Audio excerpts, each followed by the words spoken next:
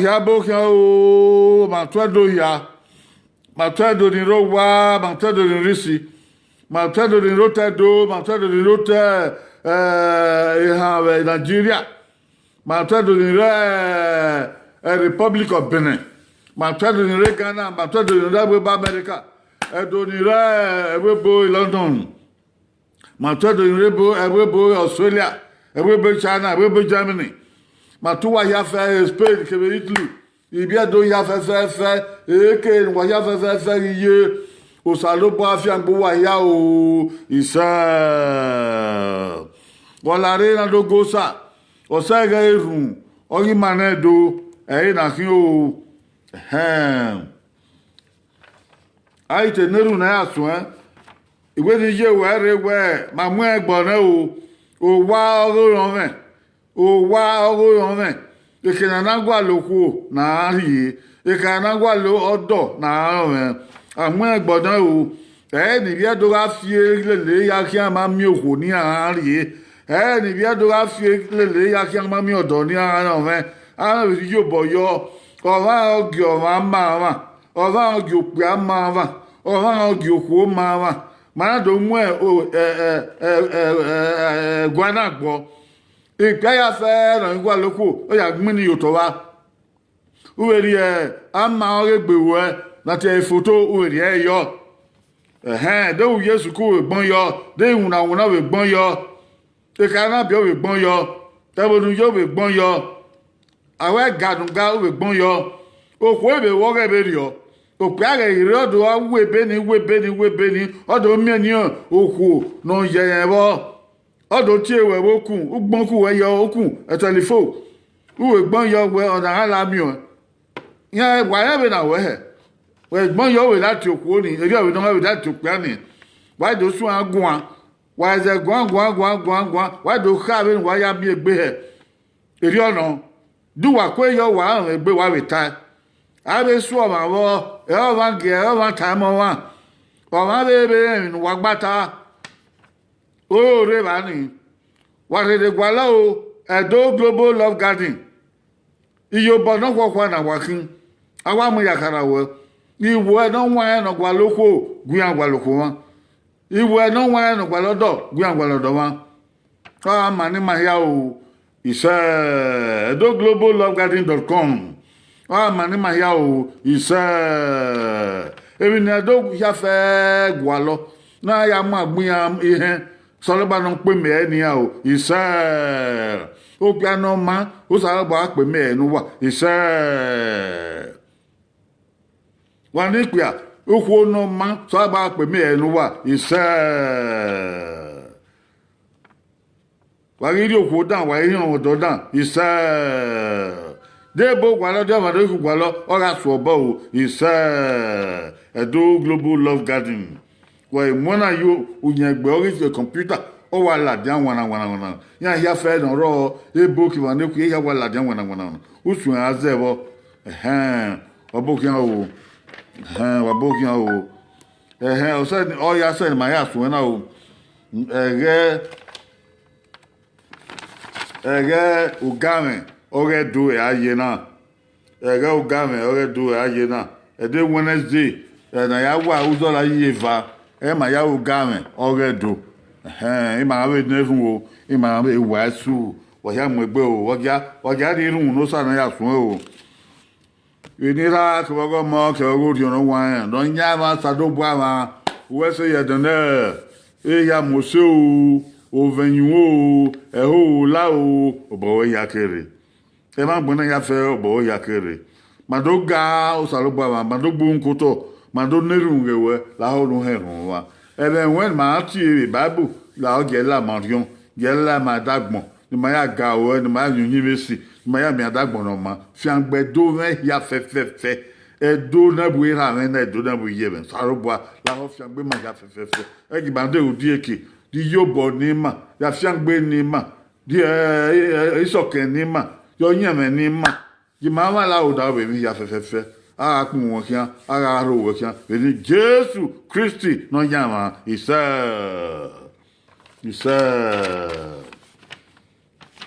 Dago game oge do aye na wa ya bo kian o ide wa ya no ere asatin so ni abo ya fe wa wese no ma ere we no ade o agun ya to ta pepepe na re evene ma ro na iwe mi oge na ebe chronicle nupo giver uhu ihin ovie we na iwe mi oge na ebe chronicle no re bible nupo giver uhu ihin ovie we na wa ga ti ebe no ho an o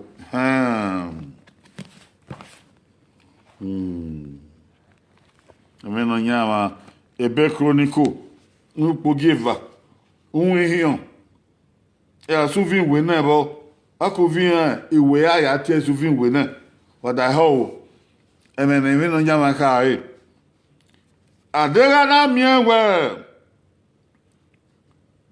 oye de o amerio wero amemairo oye na de o kama izo gimaizo adega na miewe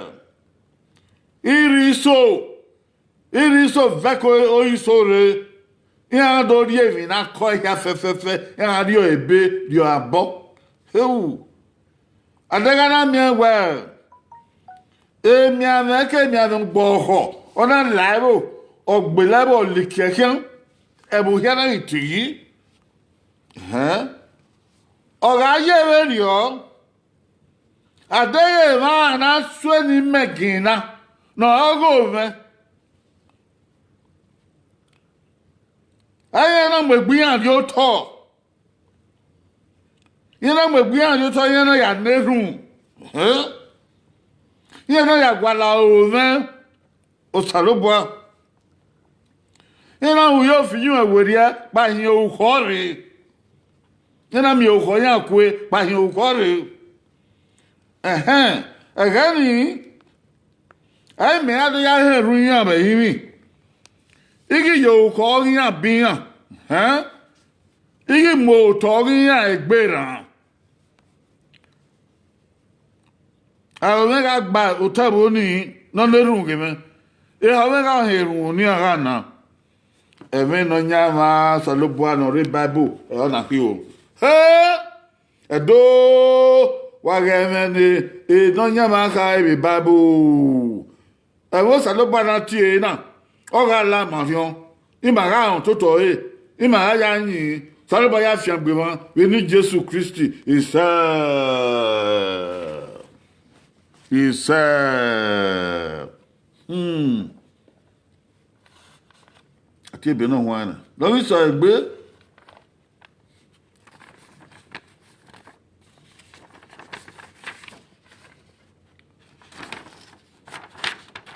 Ìwàásù ọ̀rẹ́dẹ̀nẹ̀.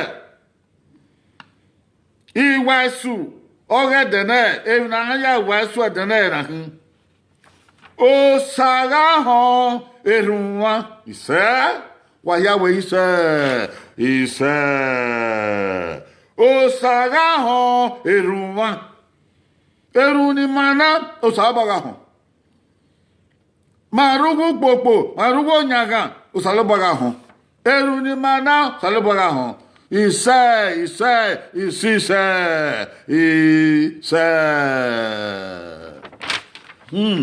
Uyo wo salobwa enya won edefa wa henroma evanta ebe na wan ni matie na odie wi no bu mama o Ọba Solomon be Jerusalem ona do bo wo salobwa ori bo wo salobwa na ga o wa na ga go salobwa na tutio salobwa Erage Ọba David ọtí abo wà ní Salobua máa gé David boy fún dábò Salobua náà kàmé David wẹ o boy wà fún ọdẹ ságìn o coven ọwọ́ boy fún ọdẹ ságìn ebe David kéka àwọn ọkàn kú ọdẹ àwọn ọkàn gbẹlábò o Salobua náà wẹ yẹn kú ẹ náà bò wá yẹn ní Salobua òun dá ọ Salobua fàfò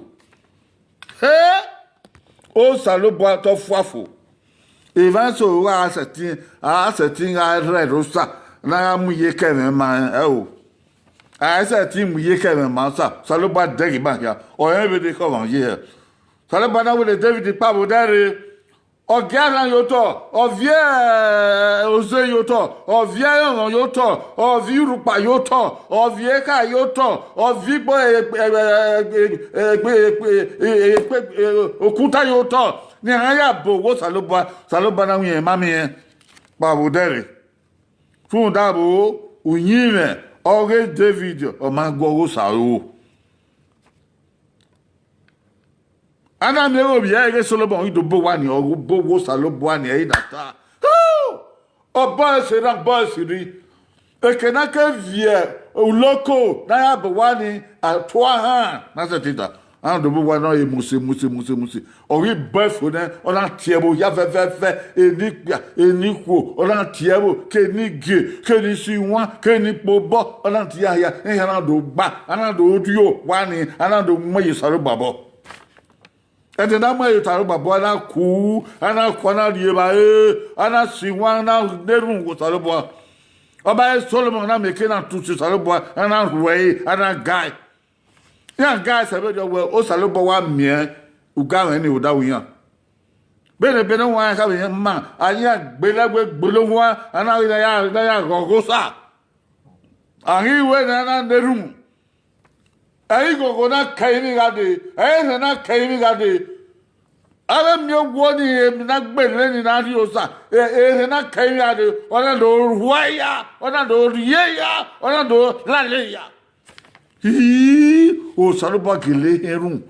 Salobua gele herun, o gele mi izese oda wo ma. Ejo Salobua wo edena dedo. Ebo na mu gbe mene. Wo Salobua herun ya. Solomon na nerun wo Salobua no la ho wo no mu dia kabu yen no fiangbe bu yen Ejo Salobua gele ya ke yan fiangbe. Uvi we na ni matie ban Uvin we aba salobana ka be de ora ka be Solomon we mudia o. Mudia ihe no na. Ihe no na so pa ege so evie so ga didago yi. O salobana o da o do en kinadie evie so ga didago yi. Evige didago yi.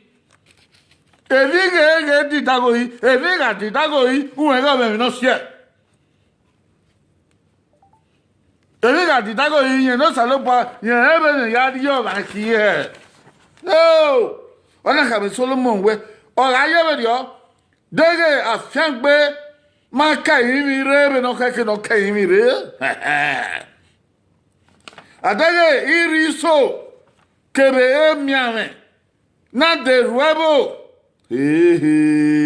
Uwe we evige didago yi. Uwe ge vie so ria. Uwe ge vie so ma defio. Uwe ge vie so ma huwa. Uwe ge vie so ma gba. Uwe ge vie so ma go sado bwa. Uwe ge vie so ma dia. Uwe ge vie so ma keke. Uwe go ukorebo. Uwe go ukorebo. Uwe go lokomarebo. Uwe go poporebo. Uwe ge biebirebo. Uwe ge no mangbarebo. O Solomon tabe Solomon we evige didago yi. Evige diga yi ligibabo. Dega fiangbe maika yimi rebe no kake. O come. Ati ma ya kwala fiangbe. O wa na degbegbe mami fiangbe. Solomon ka be Solomon. Aga mele va wina, ya we no kake dia o. Ana mi wa fiangbe maika yimi re. Oni owo.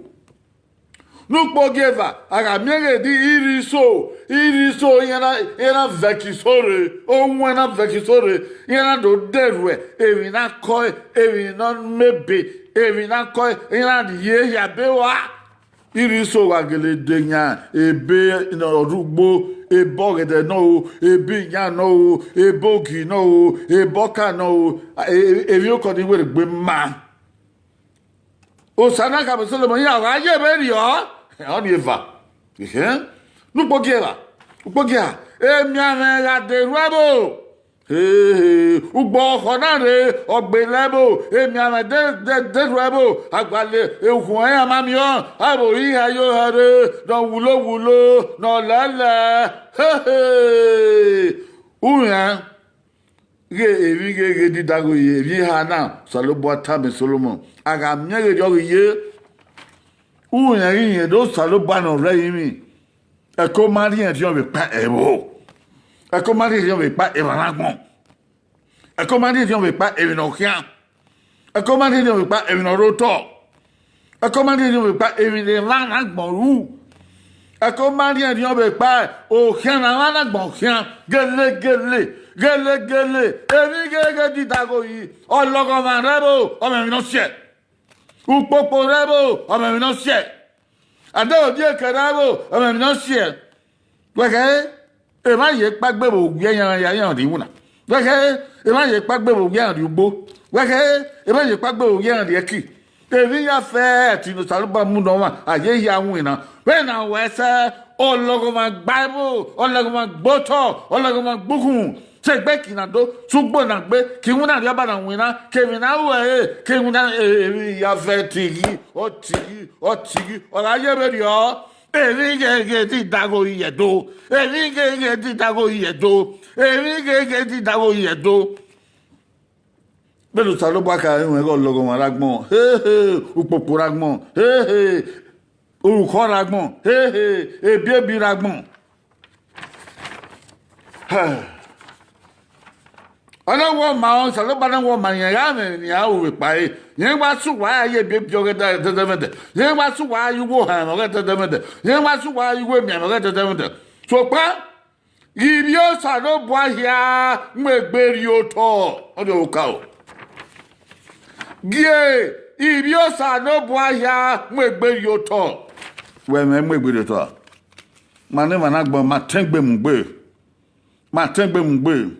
Ami son gore dopa awen dadara rioge mana gbo ana mi so gore dopa awen dadara rioge bo ye kede ana mi po pa na mo ye we la ni ka ya fe ovien e ya yikin mi papa na die na mu mi jo mo bo we na wa ni agba o kyon we wa ke ba pa wa gbe you no pa mi si kan ko wo ya kyon we o wo ri nya o iya ara ri we ko da o we ma na no ya no ri we ko da we ri o gbere ibo wa gbere ibo o sama mi o saloba we duwa eri o saloba ya fe na mo egberi o to ko he to go he to pia ke bo wo na mo egberi o to zabo mo saloba zabo mo na gbon ma wa tegbe mu wi ma wa o saloba we o saloba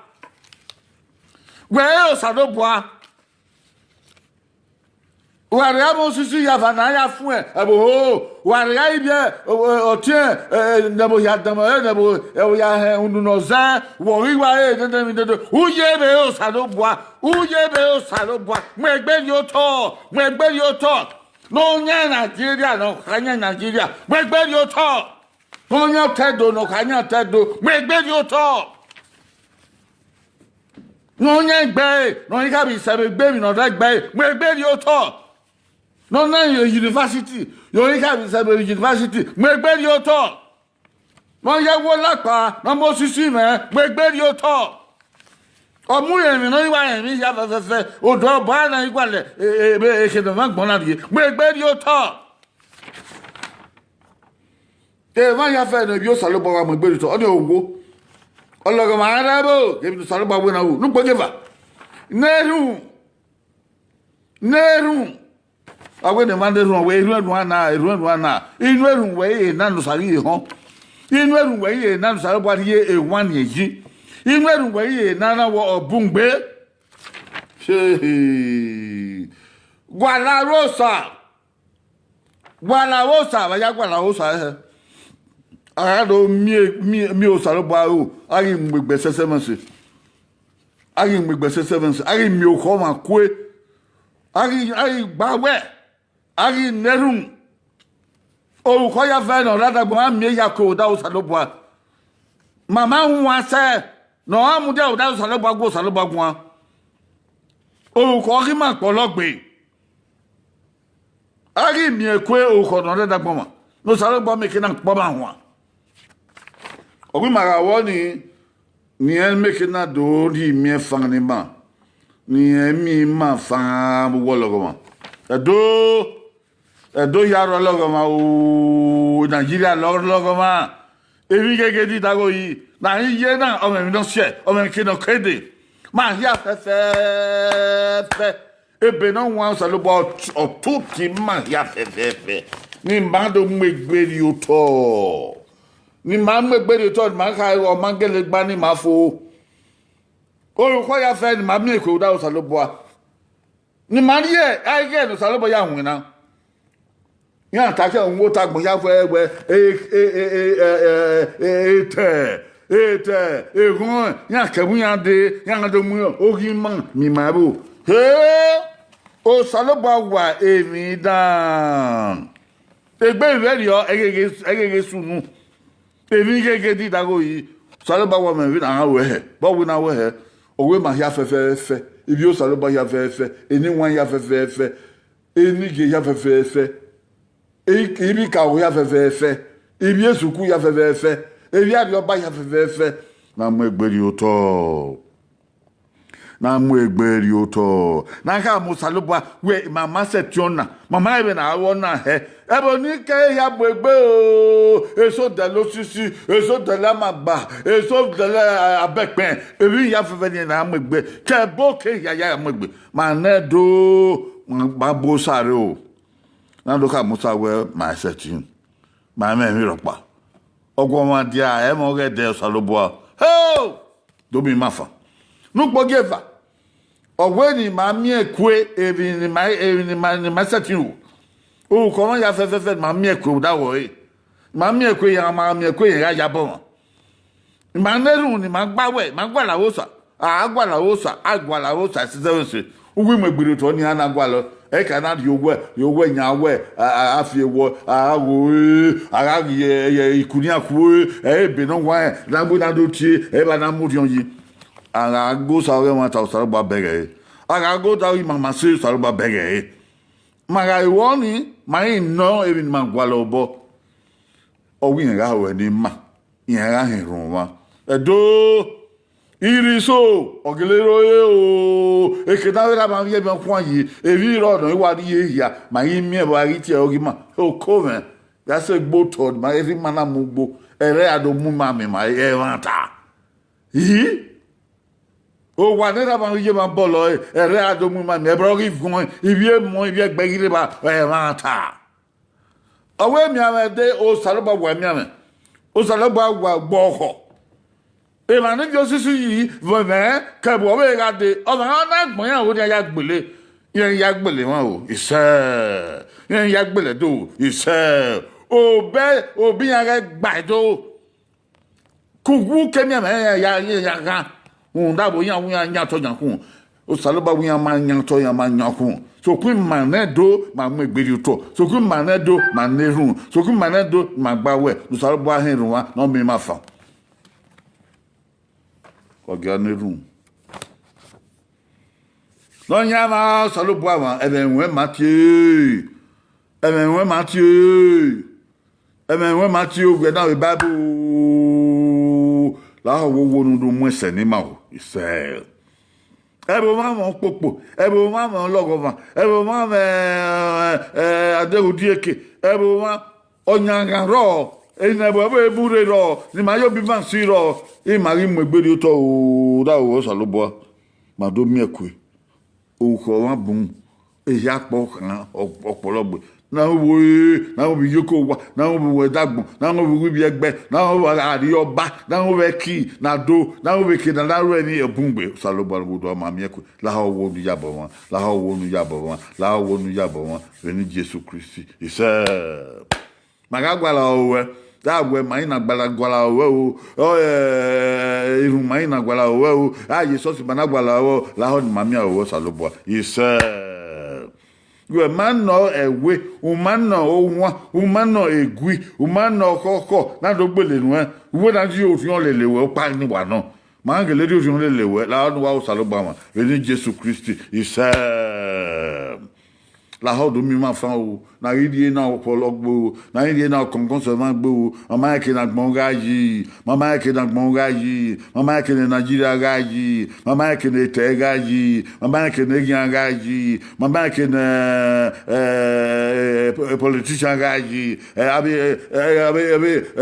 ye no o segebo mama ke ni gaji mama ye no tima mama ye no sima e va ya fe hogo o ira gbon no saloboa o hogo o ira gbon no saloboa de no ye va ta unia mama saloboa lundazi la hodo mi ma fa o la hodo mi ma fa o la hodo mi do fa o la hodo mi do ya fa o kotonera ma se anima do mi ma fa o denera ma se anima do mi ma fa o wana we ma bel bolo ni ma do mi ma fa o ama ke ni alade o yoko wa alade o we gbona mu aga yi no o ke o alade mama ni ya pe mama ni ya pe e mandan ejo bi agba ma ejo bi agbado ma tuti we o ma soti we o ma gwala o we o ma yo boda we yo o we ma yo ese ma ya o mi ma fan salobo mi ma